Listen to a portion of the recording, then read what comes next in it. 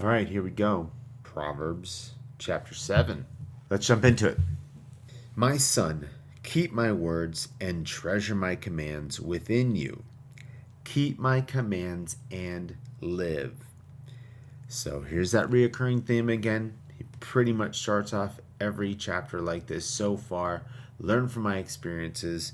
Hear everything I'm saying. Right here, he uses the word treasure my commands. I already mentioned this in previous chapters, as wisdom is sought after as gold and silver and precious gems and stones. So that's what it would be like as a treasure. So treasure my commands within you and keep my commands and live. This is so very important because this is how we have a full life. This is how we have, I would say, a good life. Okay? Listen to the experiences of our elders, of our father, of wisdom, and so on and so forth. And my law as the apple of your eye. Usually that's a reference to like something that's really dear and special to you, like your firstborn kid or something like that. And you say, they're the apple of my eye. Anyway, verse 3, bind them on your fingers, write them on the tablet of your heart. Say to him, you are my sister. There's that feminine attribution again. And call understanding your nearest kin. Like it should be relative. It should be just this close to you. I've said it time and time again. Verse 5, that they may keep you from the immoral woman, from the seductress who flatters with her words. Again, here he goes with this theme again. We just tackled this theme in verse 6. In verse 5, I spent a lot of time on it. Chapter 6. In chapter 5, I spent a lot of time on it. So I'm going to touch on this one a little bit, but this is really just repetitive of chapter 5, I would say. Not saying we can't get anything fresh out of this chapter, but I don't want to kind of regurgitate what I've already shared. So I would suggest go back to chapter 5 and listen to some of the things I shared there, and you'll pick up some of the things here. It still goes back to the same theme. Remember, Solomon is the one that wrote this book. He obviously had a sexual problem. I don't know what else to say. I mean, this was a problem for Solomon. So, who better to write about this than him? Anyways, verse 6. For at the window of my house I looked through my lattice and saw among the simple, I perceived among the youths. So again, young men. A young man devoid of understanding, passing along the street near her corner. And he took the path to her house in the twilight, in the evening, in the black and dark night. I don't have to say what this means. This is all in secret. Yet this is going on. It would seem that this is going on in the day, but then in verse 9, it sounds like it might be happening at night, or maybe it transitions to night. But this is telling a story. So it's all in secret. She is making herself known. Then this is happening in secret. And there a woman met him with the attire of a harlot and a crafty heart. She was loud and rebellious. Keep that word in mind, rebellious. That's not something you want to get involved with. God hates rebellion. Her feet would not stay at home. I kind of want to pause there and just make note that, and this isn't to, again, this is not to just say it, beat up on women or something, or beat up on the opposite gender or whatever you want to say. But there's some interesting things here just to kind of look at in the sense for women, like you want to do the opposite of these things. That's the best that I can gather from this, is that you want to not do what this woman is doing and described as in the book of Proverbs. So keep that in mind. Again, I'm not a woman, treading lightly with that, but that's just what I perceive from reading this. So it sounds like you're supposed to be at home, not being a busybody, but there must be some symbolism there about staying at home with your parents, doing what is right. If it's a harlot, maybe she should be, I don't know, whatever. I'll leave it at that. Verse 12. At times she was outside, at times in the open square, lurking at every corner. So she caught him and kissed him. It's interesting, caught. Like she actually went after this dude and caught him, captured him. It's interesting. With an impudent face, she said to him, I have peace offerings with me. I wanted to look this up earlier and go refresh my mind what peace offerings were, and I don't remember. It's in the Old Testament, it might be in Leviticus. It just sounds like she's trying to make everything seem kosher. That's probably not the right word, but she's trying to make everything sound like it's okay. I've done my good deeds. I've done what I should be doing. So it's okay. Like it goes on. Today I have paid my vows. It sounds like she's trying to live up to the law. She's trying to live to the letter. Maybe it was a religious thing, just to say, hey, look at me. I'm a good person. I do the right things. I'm doing what I'm supposed to do. Don't worry about what we're about to do because I've already paid my vows.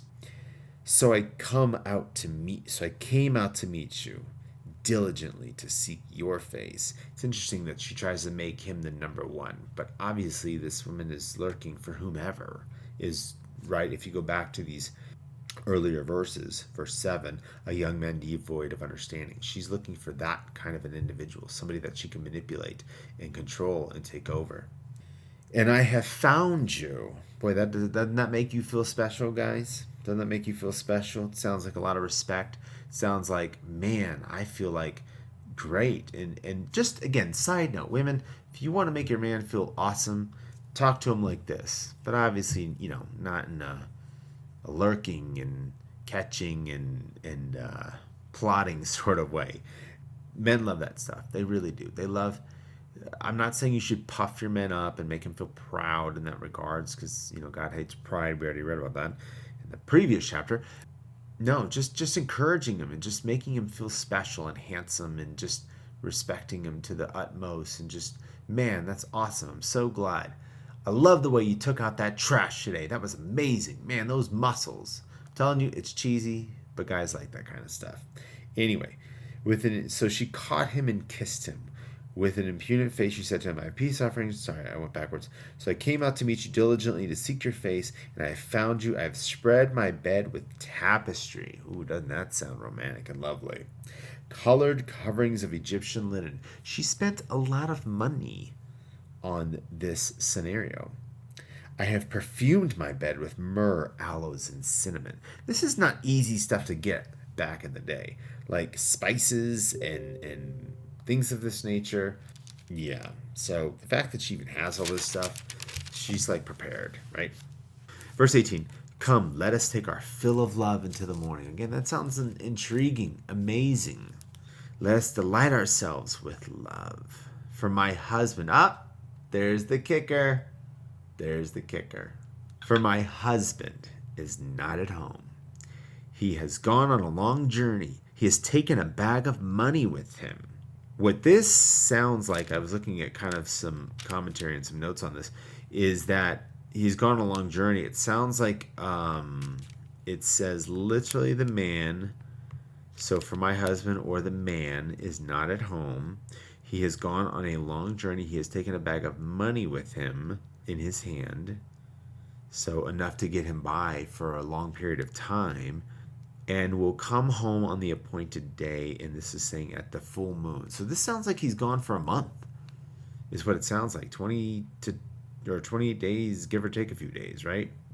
That's interesting. What she's saying is you won't get caught. We got plenty of time. We can do this one night thing. We're going to make love all the way to the morning. It's all good. Husband ain't coming home. You aren't going to be found. Because remember what it said. Again, in the last chapter, chapter 6, verse 35, or verse 34, for jealousy is a husband's fury, therefore he will not spare in the day of vengeance. So she's saying, look, it's all good. Verse 21, with her enticing speech, she caused him to yield. He lowered his guard. With her flattering lips, she seduced him. Verse 21, compelled. Verse 22, immediately he went after her as an ox goes to the slaughter. Look, I'm going to be straight up. If a woman does things like this to a man, it's pretty dang hard to resist. So again, women, take heed. Don't do these kinds of things. You want to win a guy over for all sorts of the other reasons. You want them to respect you for all sorts of other reasons. You want them to love you for all sorts of other reasons. I'm not saying sex is not important, but I am saying that this should not be the first and primary thing that you go after to try to lure a man, because then you've got nothing else to work. You got nothing else to go on. If that's it, remember, like I remember a pastor saying to me, not me specifically, but I heard him preaching it, you can't have sex all the time. It's impossible. Even if you had the money and the spare time and the free time, whatever, the ability to do so, you still can't. It's just physically, you can't have sex all the time, okay? Anyway, so just remember, this is like backwards mentality of trying to create any substantial relationship, between a man and a woman and pointing towards marriage. Okay. Now I know this is not what this is talking about. I went off on a tangent. This is talking about adultery and just being seduced, but I was referring to the women, and it's no different with the guys. Guys should not be looking for those one night hookups and trying to play and be a player and trying to just get some tail or whatever. I don't know, whatever all the slang and lingo is. I don't care. It shouldn't be your prerogative at all. You should be focused on long term. You should be focused on your goals. You should be focused on your careers or whatever it is. Focus on what God wants you to do, and at the time is right, God will bring the two people that He wants to bring together. Anyway, sorry. Side note. But so I went off on this side tangent. Maybe the Holy Spirit wanted me to do that. But verse 22, immediately he went after her as an ox goes to the slaughter. I was just saying it's really hard to resist these kinds of things. And believe me, once those clothes come off, I'm telling you, it's really hard to resist. Like, really, really hard. So this is kind of telling me what is going on here. Anyways, or as a fool to the correction of the stocks, till an arrow struck his liver. Why his liver? I don't know why his liver. I could take a guess. Anyways, as a bird hastens to the snare, he did not know it would cost his life. Verse 24, now therefore listen to me, my children. Now, again, he's speaking in the broader sense to anybody who's paying attention. Pay attention to the words of my mouth. Do not let your heart turn aside to her ways. Do not stray into her paths, for she has cast down many wounded, and all who were slain by her were strong men. Her house is the way to hell, descending to the chambers of death. I don't know why Solomon, so that wraps up for chapter 7. I don't know why Solomon spends such a long time on this. But again, because just speaking from my own personal experience, I would definitely say, this is going to be maybe too much information, not safe for work. I'm not going to get explicit, but I would say I fooled around, didn't physically have sex, but I fooled around when I was 16 years old, and I got involved with my girlfriend and we became sexually active. We never, quote unquote, had sex, but we did everything else but that, right? We may as well have had sex. It doesn't matter, right? It's sexual immorality, as it describes in 1 Corinthians and is it Galatians? Anyways, but nevertheless, my point is I'll never forget after the first experience and then the experiences thereafter, it completely changed the way I looked at women. Now, mind you, I already mentioned prior, look, at one point some light switch went on in my brain and the rest of my body, and I was certainly looking at women and thinking thoughts and this and that, but nothing like too deep, I would say. I never really got into pornography. It was never a thing for me. My friends did. I just knew it wasn't something I wanted to get involved with. Like, I didn't care for that stuff. And then once, this girlfriend of mine, once we started fooling around, all of a sudden it was like my eyes were open. I think back to the tree of life, or the tree of knowledge of good and evil. My eyes were opened, and it was something I could never get back. And it certainly, as I already said, it just changed the dynamic of my relationship with women, and I had to put more of a guard up. After that relationship, I had to put more of a guard up. I had to protect myself more in that regards, because again, at that time in my life, I was always reading my Bible and reading Proverbs and different things, And I could just see that this was a big deal. Now, something I did want to mention, I had mentioned, experiences with my dad. I didn't go into, the specifics, but, I just said that my dad had taught me a lot of things, but there were things he didn't teach me. And that was one thing I wish he would have spent time teaching me. He taught me all about drugs and alcohol, gangs and violence and fights and man, all sorts of things. He came from a different era. He didn't teach me about that. And I kind of wish he would have, because I probably would have treated sex or looked at sex the same way I looked at drugs and alcohol, smoking, whatever, these things that are harmful to your body, your physical body, and your well being. And I would have probably put a better guard up and not made these mistakes. But, such is life and we move on. But all I'm saying is even just tiptoeing into that realm before marriage. I think of the Song of Solomon in the book of Solomon. There's a verse that stands out to me: "Do not wake love until it pleases." And what that's saying is wait till marriage, wait till the time is right. Then you open those doors, and then you experience all these wonderful things that God has created for us. Again, sex is a beautiful, wonderful thing in the context, in the right, in the right state. And again, no condemnation for any of those out there who have messed up or had sex before marriage. I certainly have, with another woman. There's no condemnation towards these things. It's just, remember, the Bible is full of warnings. God set these rules in place for our benefit. It's not that we're going to please God somehow better by keeping all these laws and commandments. This is for wisdom, so we can have a wonderful, abundant, great life. So anyway, sorry, that's just a side note, but like I think I started that side note with just like Solomon really spent a lot of time on this, and maybe I'm just taking a stab at why. So I hope this blesses you, and sorry I went a little longer. I always go longer than what I plan on doing. Yeah, that wraps up Proverbs 7. We'll look to the next one. Proverbs 8. All right. Be blessed.